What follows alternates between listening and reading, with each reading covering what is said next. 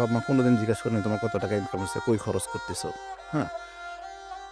এবং বিয়ের পরে বউও কোনোদিন জিজ্ঞাসা করেনি যে হচ্ছে কী করতেছো। এইটা থাকার কারণে যেটা হয়েছে যে টাকা ইনকাম করার চেয়ে টাকা খরচ করা, এইটার জ্ঞানটা হচ্ছে বেশি দরকার, হ্যাঁ।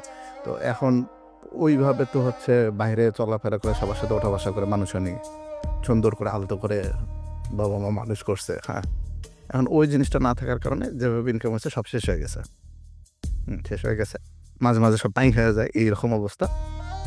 তো এইখানে এসে মনে হয়েছে যে চিন্তা ভাবনাগুলো এটা একটা যদি ইয়ে থাকতো, বা আমাদের পড়ালেখার মধ্যেই সাবজেক্টের ভিতরে যদি ওই জিনিসটা থাকতো যে হচ্ছে হ্যাঁ মানি ম্যানেজমেন্ট কীভাবে করতে হয়, কীভাবে কম্পাউন্ড করে সেভিং করতে হয়, বিভিন্ন জিনিসগুলো ব্যবহারিক জিনিসগুলো যদি থাকতো আমাদের,